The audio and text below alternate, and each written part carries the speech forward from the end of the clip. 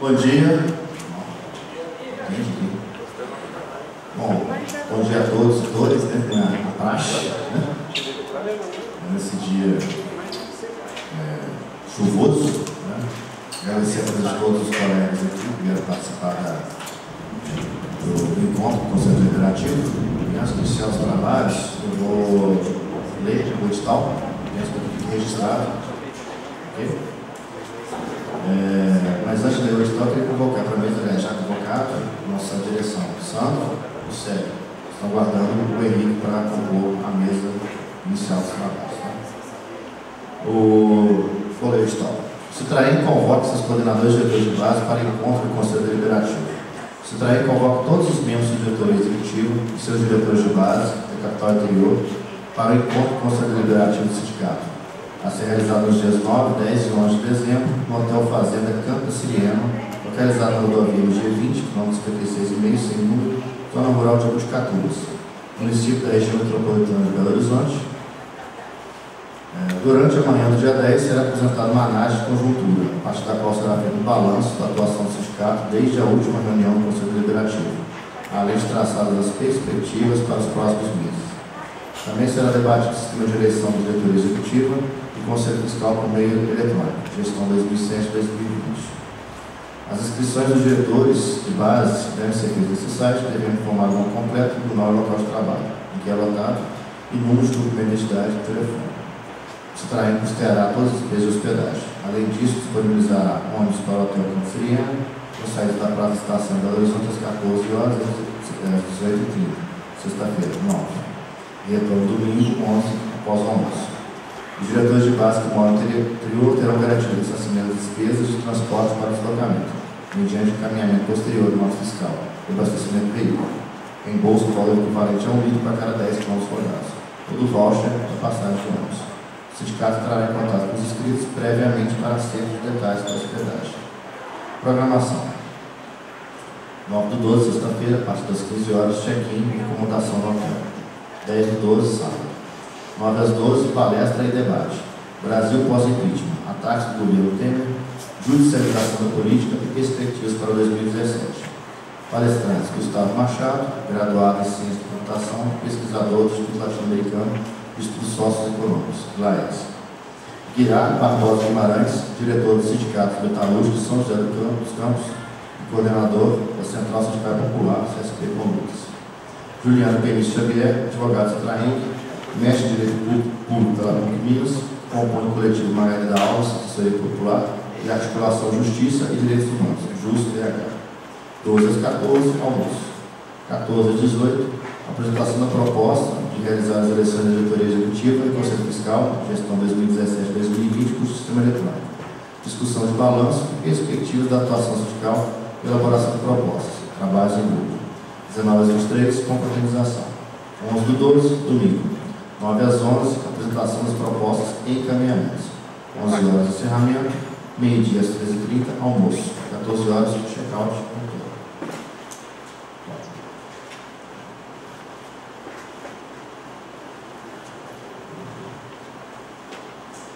Para iniciar os trabalhos, eu peço a dissolução dessa mesa, que os coordenadores retornem aos seus lugares, e peço que os palestrantes, na sequência, venham ocupar a mesa para iniciar os trabalhos. Guirá Borba Guimarães, por favor, será o primeiro a fazer as palestras.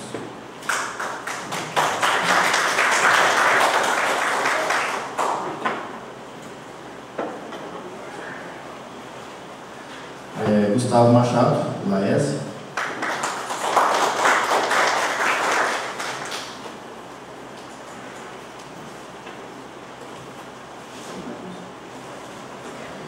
E Juliana Penício Xavier, nossa advogada. Bom, passo a palavra inicialmente ao Guirá Borba Guimarães, para falar sobre a conjuntura atual. Seja bem-vindo, em meu lugar, e boa palavra.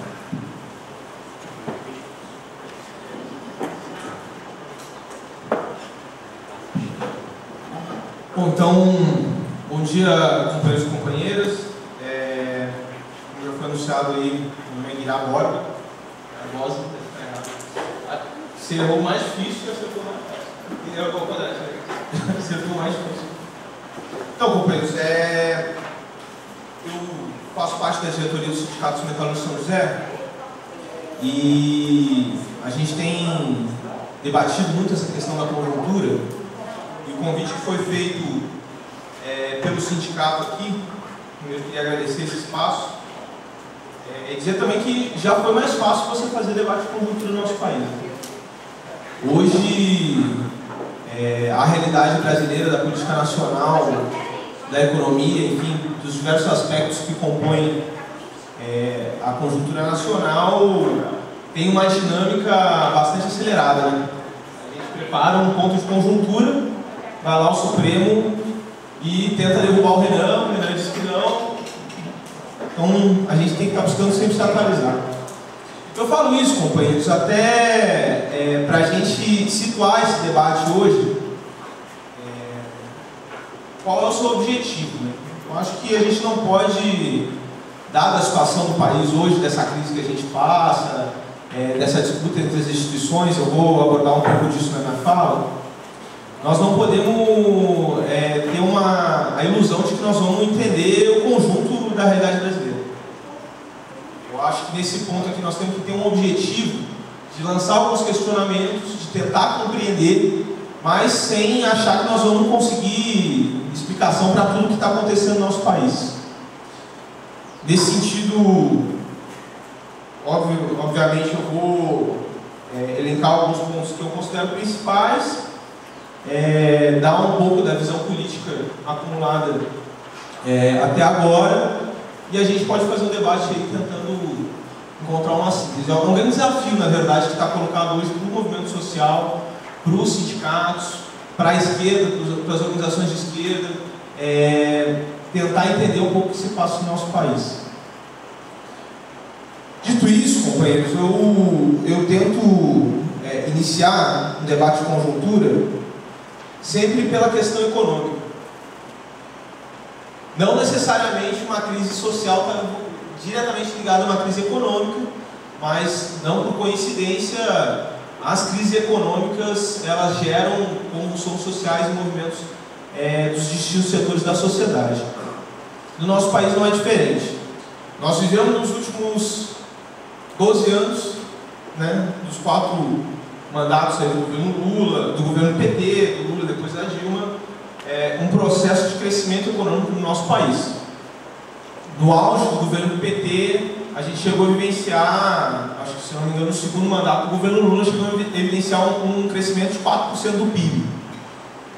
Isso é importante a gente compreender esse pano de fundo econômico para compreender o próprio governo Lula e o governo do PT no seu auge. Uma situação econômica onde o governo gozava de uma certa tranquilidade para fazer o que a gente dizia, boa parte do setor aí que era crítico ao governo do Lula dizia que queria acender uma vela para cada santo. Porque ao mesmo tempo em que ele concedia grandes benefícios para a iniciativa privada, para os bancos, tem aquela célebre frase dele que ele dizia, né, não sei por que eles estão bravos comigo, porque nunca antes na história desse país os bancos ganharam tanto dinheiro. Ele acendia essa vela e ao mesmo tempo ele buscava, através do Bolsa Família, do ProUni, de uma série de medidas sociais, de certa forma, contentar a classe trabalhadora, que também não se via tão abatida pela inflação, pela carestia do nível de vida, como a gente vê hoje. Então, essa época do governo do PT se passa com uma certa tranquilidade. Tinha um forte apoio nas camadas populares, mas também, principal elemento de sustentação do governo, forte apoio também dos bancos, das empresas, da grande burguesia nacional. Isso, a partir de 2 movimentos, essa lógica se rompe. O primeiro movimento deles tem a ver com 2008, a crise econômica que se assola o país, que a princípio o próprio PT chamava de marolinha.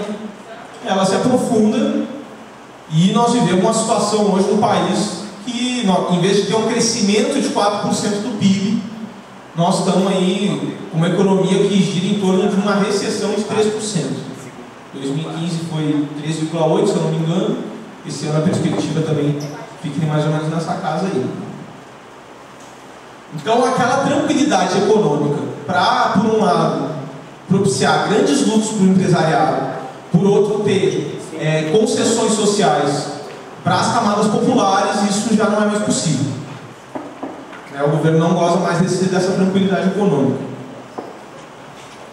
Outro elemento central para entender a conjuntura de hoje, que muitas vezes a gente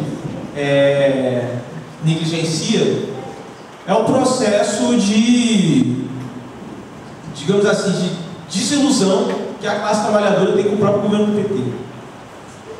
E um dos eventos que aconteceu no nosso país que foram determinantes para isso, que eu acho que hoje você tentar compreender a conjuntura do país sem tocar nesse tema é impossível, é a questão das mobilizações populares que aconteceram em julho de 2013.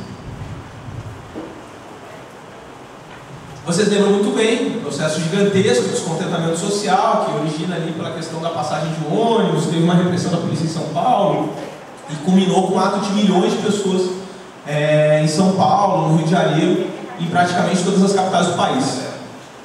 E pela primeira vez, nós podemos dizer que dentro do governo do PT, a classe trabalhadora, a juventude e os setores precarizados dos grandes centros urbanos se colocam em movimento, demonstram descontentamento social com a realidade do país, e isso se dá totalmente por fora das organizações tradicionais da classe trabalhadora. Não foi a CUT que chamou esse processo, não foi o PT que chamou esse processo, muito pelo contrário, se dá por fora e se choca com a sua direção tradicional até então, que era o Partido dos Trabalhadores. Esses dois elementos, eles nos trazem uma série de lições, é verdade. Não é um tema central aqui, mas o processo de julho de 2013, ele até hoje exige que nós, que somos dirigentes sindicais, que atuamos nos movimentos populares, temos que refletir na nossa forma de atuação, porque foi um processo, como eu disse, dá por fora da forma tradicional, como até então se fazia o movimento no nosso país.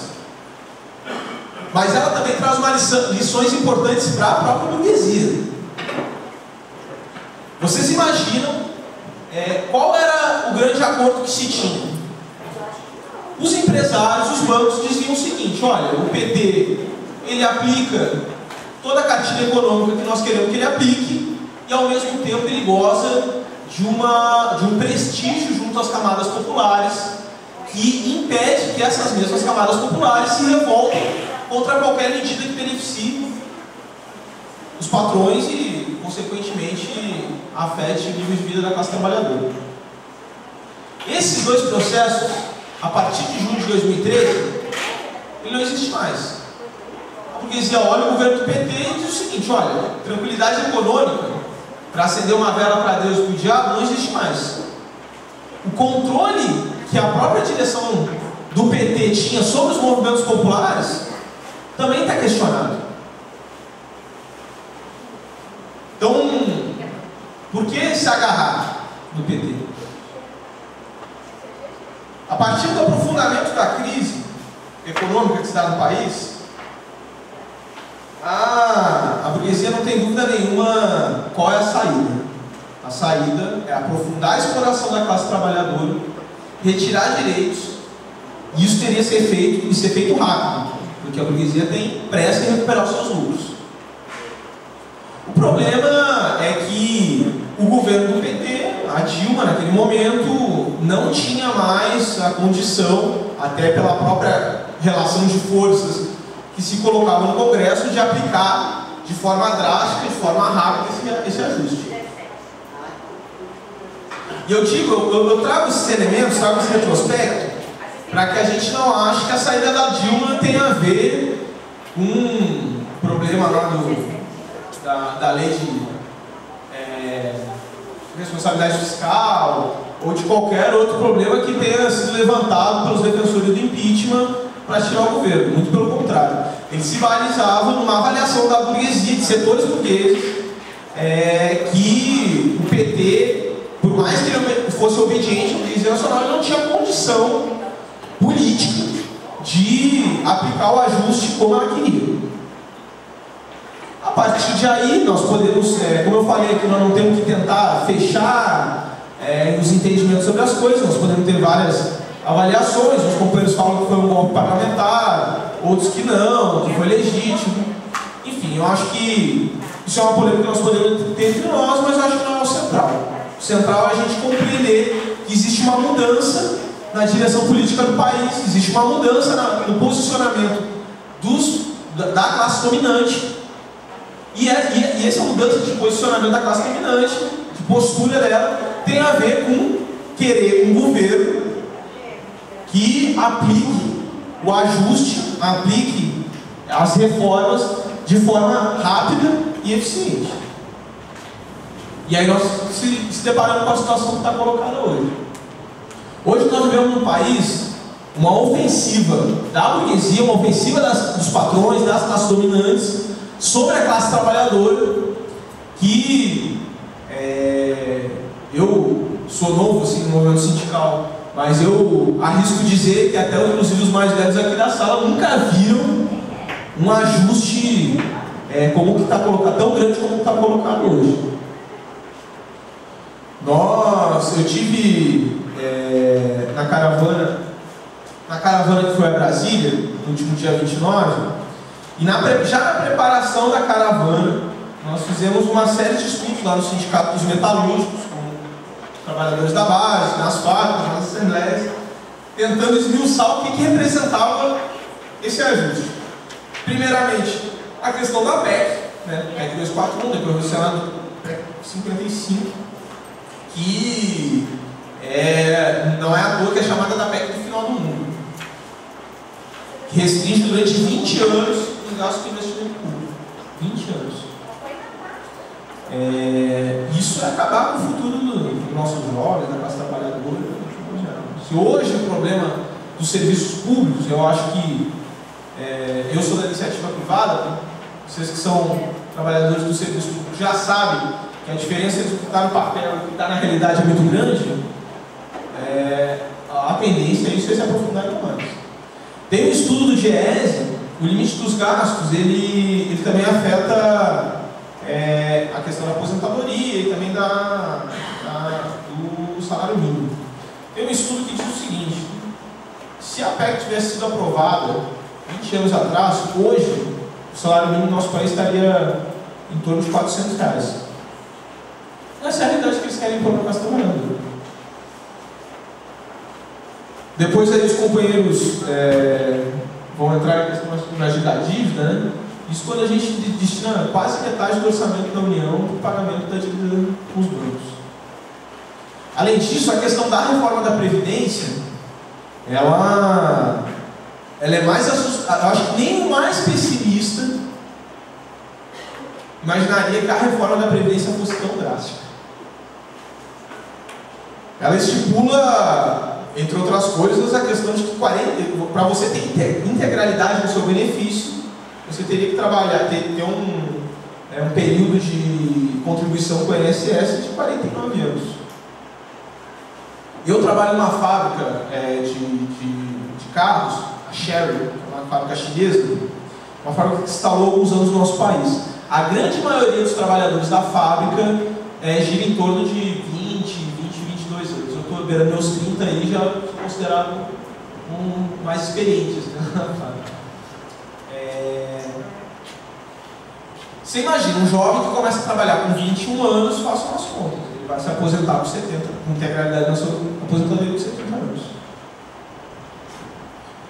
Se nós vamos esmiuçar a proposta, a questão da pensão dos pensionistas, da viúva, tem uma cláusula que desvincula o valor mínimo do salário mínimo, e que a viúva vai receber só 50% do benefício, mais 10% de acordo com algum dependente.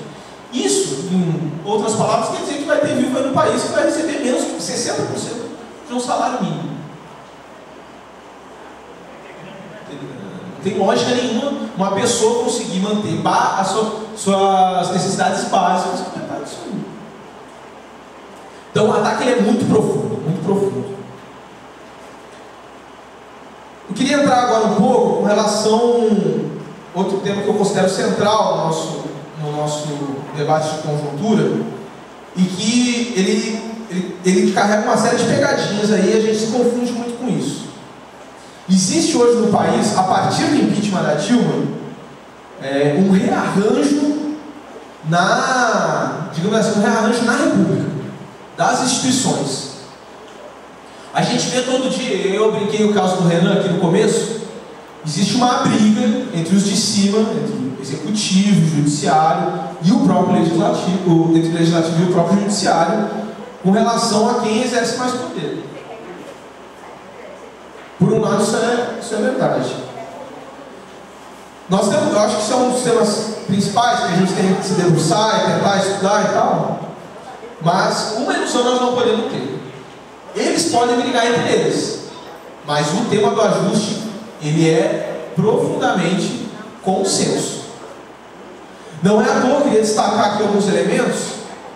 O judiciário, e acho que depois a Juliana, o Gustavo vão entrar um pouco nesse tema, imagino, ele tenta aparecer como o grande paladino da moralidade, né, o grande paladino da ética no nosso país.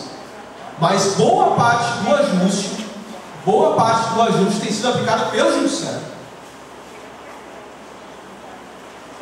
Por exemplo, a questão do legislado sobre o negociado. O negociado sobre o legislado, desculpa, sempre confundo isso. Ele é um dos temas centrais do ajuste. Isso quer dizer que, por exemplo, o Citraem vai fazer um acordo com o tribunal. Se não tiver acordo, se não for assinado o acordo, né, de um ano para o outro, vocês perderam tudo e o que vale é CLT. Isso, o próprio Gilmar Mendes já deu uma sentença dizendo que é isso aí, abrindo um precedente muito complicado. Isso, para vocês terem noção, foi fruto de greve, no mínimo 4 greves gerais na França. Uma inclusive no junho desse ano, porque lá eles estão querendo fazer essa mesma medida. Então, nós podemos aqui analisar o que está acontecendo lá em Brasília, nas instituições e tal, mas nós não podemos ter dúvida nenhuma que tanto os deputados do Congresso, quanto os ministros do Executivo, quanto os próprios juízes do Supremo Tribunal Federal estão a favor do ajuste, estão a favor das medidas que estão colocadas.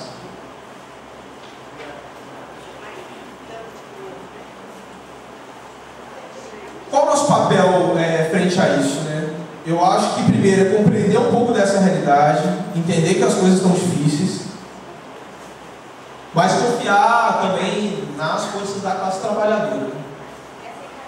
Num momento de convulsão social, de disputas sociais, de crise como está acontecendo no nosso país,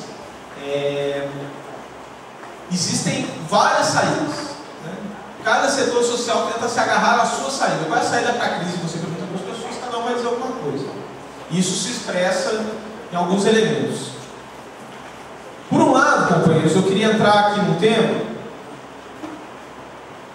que afeta a realidade da classe trabalhadora, afeta nas fábricas, e eu não tenho dúvida nenhuma que afeta no meio social de vocês, no tribunal, no serviço público, que existe um setor social que deposita suas confianças secas praticamente, uma confiança muito grande no judiciário, na República lá de Curitiba, no Sérgio Moro, na Lava Jato, que inclusive foi o setor social que impulsionou mobilizações populares, que apoiou a queda do governo Dilma, que agora inclusive no último dia 4 saiu às ruas, e nós temos que se debruçar sobre o que representa esse setor social.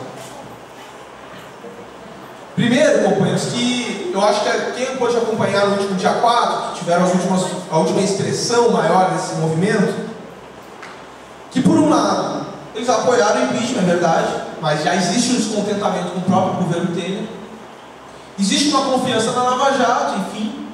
O grande problema, companheiros, que eu queria trazer dessa saída, é que eles não apontam, esse setor social não aponta uma saída de benefício para a classe trabalhadora. É uma queda de braço uma crise. Ou você vai retirar direitos sociais, ou você vai afetar o lucro das grandes empresas. Não tem saída. Qualquer movimento dos sindicatos, dos trabalhadores, dos movimentos sociais que não aponte a saída da crise, afetar os de lá, afetar os patrões, afetar o lucro das grandes empresas, não serve para isso. Portanto, eu acho que é dever de nós compreender um pouco dessa realidade e combater uma saída que, em vez de melhorar o nível de vida da classe trabalhadora, aprofunde os problemas. E nesse sentido, nós temos que aprender com os patrões. Porque, como eu falei, o Congresso, o governo, eles têm as disputas entre eles, mas na hora de aplicar o ajuste, eles estão unidos. A classe trabalhadora do nosso país tem que superar o processo de fragmentação política que vive hoje. Nós temos lutas. Vou precisar de mais uns 2 minutinhos aqui. Existe processo de lutas importantes no nosso país. Não é verdade que nós vemos o ostracismo político, que os trabalhadores estão vendo o ajuste passar quietos. Nós vivemos um processo gigantesco de mobilizações da juventude. Vocês podem acompanhar, só no Paraná são mais de 800 escolas que chegaram a estar ocupadas no mesmo período, mais de 1000 escolas no Brasil inteiro. Eu militei no movimento estudantil, nunca vi, eu acho que nunca na história do país teve um ascenso estudantil tão grande quanto o que está tendo. O próprio funcionalismo federal, das universidades, das escolas técnicas também, eu vivo um grande processo de luta. O grande problema que está colocado hoje é que, infelizmente, esses setores ainda estão isolados, digamos assim, numa resistência mais dura contra o governo. Existiram movimentos importantes, dias nacionais de luta, inclusive os sindicatos metalúrgicos lá protagonizou movimentos importantes, paralisações da GM, passeatas na Dutra, mas infelizmente nós não conseguimos mover o conjunto dos setores sociais e um dos setores mais importantes, que é o setor produtivo, para a resistência ao ajuste fiscal, à PEC, a reforma trabalhista e a reforma da Previdência. Nós tivemos um processo de fragmentação importante, e aí eu acho que o papel das direções do movimento tem uma responsabilidade grande. Só o mês passado, para vocês terem uma noção, nós tivemos praticamente 4 dias nacionais de luta. Foi o dia 11, dia 25, o dia 27, que o São Paulo, que o PT estava chamando lá no Mogi com o Lula, e o dia 29 que culminou no ato do Brasil. E nós temos que entender que se a gente não superar essa fragmentação, nós não vamos conseguir derrotar o ajuste fiscal. Porque, por um lado, a unidade da burguesia para aplicar esse ajuste é muito grande, e eles estão dispostos, já demonstraram isso, aí até as últimas consequências para aplicar esse ajuste. Eu não sei se alguns companheiros foram na última manifestação em Brasília. O companheiro foi na manifestação em Brasília e pôde ver o que foi. Eu já fui em algumas manifestações em Brasília e algum enfrentamento com a polícia quase normal. Dessa vez foi algo completamente desproporcional. Nós chegamos até o Congresso, começou a repressão, a marcha recuou, nós chegamos na Catedral para tentar recompor e a polícia continuando assim. Chegou ao absurdo da gente estar lá na rodoviária. Quem conhece Brasília sabe que a rodoviária já está bem longe desse Paraná. E a polícia continuando assim. Parecia que eles queriam nos expulsar do Distrito Federal, não sabe? Quanto mais longe. Essa é a marca. Existe um processo de criminalização dos movimentos sociais profundo. Vocês viram aí a questão da repressão à MST, por causa da Floresta Fernandes, na criminalização de uma série de dirigentes. Vocês do serviço público têm sentido isso na pele. E o judiciário também, a criminalização das greves, corte de ponto, que demonstra também, por um lado, que o ajuste fiscal também passa pelo judiciário. E os ataques também passam pelo judiciário. Não é que o judiciário é algo acima do bem e do mal. Então, companheiros, para finalizar, que meu tempo já deu, aqui a mesa está meio brava comigo já. Eu queria apontar essa saída. É fundamental que os sindicatos, e aí o papel do Citraem está colocado dentro dessa conjuntura, busque a unificação da esquerda, a unificação dos movimentos sociais, das entidades representativas dos trabalhadores, unificar com essa juventude que demonstrou sua garra, para colocar, não só o setor como está colocado hoje, mas o conjunto da classe trabalhadora em movimento para resistir aos ataques. E eu acho que nós temos que ter fé que isso é possível. Por último, eu queria dar uma notícia, não sei se os companheiros sabem, que eu acho que é uma coisa que, sempre que a gente termina uma fala, um pouco de esperança sempre nos alegra. Ontem, eu tive a feliz notícia: os metalúrgicos da Volkswagen, no ABC Paulista, paralisaram a produção junto com os setores da Ford e de outras fábricas, foram para Anchieta contra a reforma da Previdência. Isso não é qualquer coisa. Nós temos aí, são 12 mil trabalhadores nas fábricas que ocuparam a Anchieta. Não tenho dúvidas que os patrões não tiveram uma noite tranquila de ontem para hoje, porque sabem da força que a classe trabalhadora tem no nosso país. Nosso papel é determinante e está chegando a hora da gente conseguir mover esses setores para resistir ao ataque, porque senão são direitos menores, são direitos acumulados já 50, 60 anos de luta pela classe trabalhadora que está indo procurar. Tá certo, companheiros? Mais uma vez, obrigado pelo espaço. Vamos para o debate, sem se apaixonar por posições políticas, tentando compreender junto, em conjunto, o que está acontecendo no nosso país, para apontar uma alternativa que represente uma saída de fato para a classe trabalhadora. Obrigado. Antes de passar a palavra para o nosso colega de Laércio, Clemir, você queria dar um recado?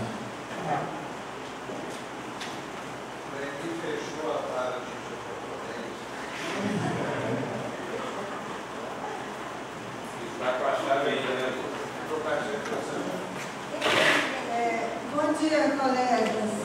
Bom dia.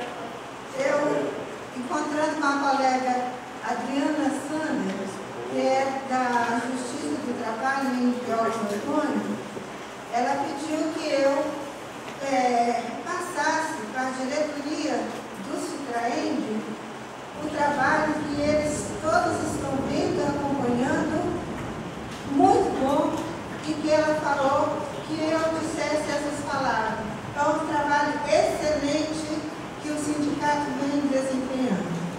Esse é o sentimento dos trabalhadores e servidores da vara de trabalho em Jorge Antônio. Como eu estou sempre em contato também com a Justiça Eleitoral e a Federal, sempre eu questionando o trabalho do sindicato, levando informações, eles também estão apoiando o trabalho e acompanhando as atividades desempenhadas pelos Citraem. Estão satisfeitos. Então, que a Protone, o pensamento é de satisfação com a diretoria do Citraem.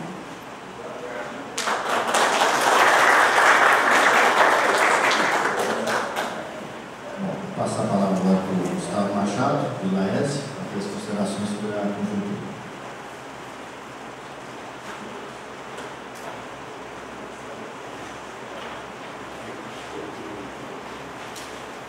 Bom dia, gente. Para quem não me conhece, meu nome é Gustavo Machado, faço parte do Laércio, que estou concorrendo do Citraem. Vou trazer aqui para vocês alguns elementos para pensar a questão da conjuntura. Eu vou ficar em pé porque eu trouxe alguns slides que acho que fica mais fácil para expor, ok? O que eu tive em mente para ter toda a discussão de conjuntura é bem complicado, né? Inclusive é até curioso, foi marcado o evento, eu imagino que está todo mundo hoje na cabeça borbulhando a reforma da Previdência, né? Vocês vão ver a gente falando aqui em várias coisas mais gerais a respeito do país e está todo mundo, reforma da Previdência, reforma da Previdência. Essa semana a gente descobriu que a idade mínima já era mais ou menos esperado, mas nem todo mundo estava acompanhando. Então, 65 anos de idade mínima, 49 anos de contribuição, né? É até curioso que a proposta inicial era 50 anos de contribuição. Eu pensava assim, pô, então tem que começar a trabalhar com 15. Eles mudaram um ano para ir para 16, que você já pode trabalhar com carteira assinada. Ficou 49 e 65, uma loucura. Mas, gente, eu não vou entrar aqui nos aspectos, digamos assim, esses mais específicos que estão mudando toda semana. É normal, a conjuntura é assim mesmo, depende da ação dos indivíduos, dos partidos, dos setores, e toda semana tem um elemento novo. A ideia dessa análise conjuntura que a gente trouxe para discutir aqui com vocês é entender alguns interesses centrais que estão por trás da conjuntura atual, para saber qual que tem que ser a posição dos trabalhadores do movimento sindical em particular. O tamanho do desafio das tarefas e das ameaças que estão colocadas. É claro, a ideia é mais essa. Então, eu vou trazer alguns elementos mais gerais que, ao fim, vai chegar no momento que a gente está hoje. Sem tanta preocupação de ficar assim, o humor isso, não sei quem aquilo. Entender os interesses que estão por trás disso. Porque na avaliação que nós, Vilares, fazemos, já vários estudos que já vimos ao longo dos últimos anos, é que o Brasil vem passando por transformações estruturais, fragilizações, mais precisamente, muito grandes. E que agora chegou um momento em que está colocado para os setores dominantes do capital internacional e nacional do Brasil os interesses e a necessidade de fazer transformações grandes no país, todas elas contra a classe trabalhadora. A gente tem que entender a gravidade desse cenário para saber a força que a gente tem que ter para combater. Então, que elementos são esses? Alguns primeiros. Primeiro aspecto, gente, nas últimas décadas o Brasil está atingindo uma nova localização na economia mundial. Durante os anos 50, 60, 70, 80, o Brasil caminhava para ser um país, embora dominado, embora um país periférico, embora um país que não ocupasse uma posição dominante na economia mundial, mas era um país que se industrializava, onde crescia a indústria de transformação, a siderurgia, as montadoras, vários setores da indústria, e o Brasil era visto por vários setores do capital mundial como um dos principais centros onde ia, digamos assim, uma das grandes braços da fábrica do mundo. Isso era o Brasil hoje em dia. Hoje a situação está se invertendo por completo. Vamos entender alguns aspectos. Primeiro, você teve uma onda de privatizações no Brasil, inclusive das empresas que exploravam os recursos naturais do Brasil, ok? Da mineração, ou a siderurgia que está associada à mineração. Só para vocês terem ideia, a gente fez um mapeamento. As montadoras do Brasil hoje, 100% são capital internacional. Eletroeletrônica, 92%. Autopeças, 75%. Telecomunicações, 74%. Farmacêuticos, 68%. Indústria digital, 60%. Bens de capital, 57%. Petrobras, 55%. Na verdade, o governo tem maioria administrativa sobre a Petrobras, mas financeira não. Setor de bens de consumo, 55%. Siderurgia, 50%. Por aí vai. Então, hoje, toda a grande indústria brasileira, todo o grande setor de exploração mineral, agropecuária, está ligado ao capital internacional. Qual é o problema disso? Qual o problema, etc. Eles vieram aqui, compraram as ações. Peguei aqui só um caso, só um dado, só da Samarco, já que teve aquele acidente, né, há um ano, que completou um ano recentemente, vi que tem até material que o Citraem entregou. Essa marca ela teve desde 2000. Desde os anos 2000, ela é uma empresa que teve 27 bilhões de reais de lucro, 27 bilhões e meio, mais ou menos. Estão vendo aquela parte em vermelho ali, ó? Está um pouco difícil de ler, mas eu falo, cerca de 21 bilhões dos 27 que essa marca arrecadou foi distribuído como dividendo para os acionistas da empresa. Significa que quase todo o lucro dessa marca em 15 anos foi para a conta bancária de meia dúzia de acionistas, tá certo? Isso explora recursos naturais que estão colocados no Brasil. Esse é o quadro que está dado nas mais diversos cenários, nas mais diversas empresas. Então, não vou cansar vocês aqui com uma série de dados. Agora, outro aspecto muito importante que está se dando no Brasil, muito importante, é que o Brasil está deixando de ser um país que é um país onde o centro é a indústria de transformação, onde o centro é a indústria com alto valor agregado para ser um produtor matéria-prima. Eles criaram uma palavra mais bonita que é commodity, né? Porque parece que, a gente produz commodity, é muito chique, né? Mas a matéria-prima é produto com baixo valor agregado, extração da riqueza natural do país. Isso aqui, esse gráfico, compara a produção brasileira de manufaturados e de produtos primários, ok? E de commodities. A linha azul é commodities, a linha vermelho são os manufaturados. Isso significa uma fragilização da economia brasileira, muito grande, e que se reflete nos números. Por exemplo, a gente tem sempre uma visão temporal das coisas que ela é meio relativa, a gente pensa nos anos anteriores, não é isso? A vida nossa, a gente nunca consegue pensar em longa duração, porque o período de vida nosso é relativamente pequeno, mas o Brasil, na verdade, nos últimos 30, 40 anos, ele teve um crescimento econômico baixo, inclusive nos anos 2000. Okay? Se comparado, por exemplo, com os anos 70, com os anos 60, com os anos 50. O Brasil duplicava o seu PIB a cada 10 anos, agora ele levou 35 anos para duplicar o seu PIB. É reflexo dessa nova posição do Brasil, que é estruturalmente mais frágil.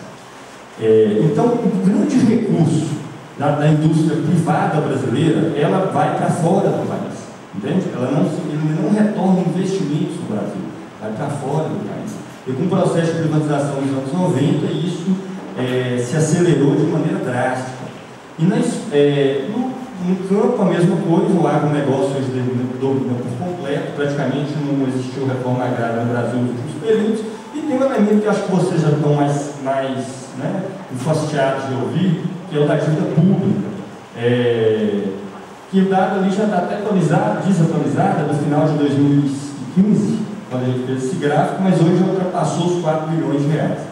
O Brasil já tem uma dívida pública que no orçamento do país hoje consome mais de metade do orçamento. Ou seja, se na esfera privada, quase toda a riqueza nacional ela sai para fora do país via dividendos de empresas estrangeiras, na esfera pública, o que é arrecadado pelo Estado como imposto também sai para fora do país para o capital especulativo via o mecanismo da dívida pública. Só para vocês terem uma ideia, a gente fez esses cálculos aqui, de todos os governos, desde Fernando Henrique Cardoso, aliás, desde Sarney, passando por Fernando Henrique Cardoso, Lula e Dilma, se compararmos o que o Brasil pegou de investimento com a dívida pública e o que ele pagou, daria para pagar a dívida 47 vezes. A gente fez esse cálculo baseado nos dados disponíveis pelo Banco Central. Ou seja, o que o Brasil recebeu de recursos em todo esse período dos últimos 20 anos, o que ele pagou 47 vezes mais. Vocês têm ideia? Óbvio que não tem nenhuma estrutura econômica que resista a um cenário como esse. Aqui esse gráfico está até na cartilha que a gente fez, acho que está disponível na pasta de vocês. Não vou entrar muito aqui em detalhes, mas que vai analisar a questão da dívida pública mais no sentido do impacto imediato do servidor, ok? Foi já baseado nos dados do ano passado. Então, aqui, só para vocês terem ideia, toda essa discussão que existe, toda essa coisa de os gastos do Estado são muito altos, tem funcionário público demais, etc.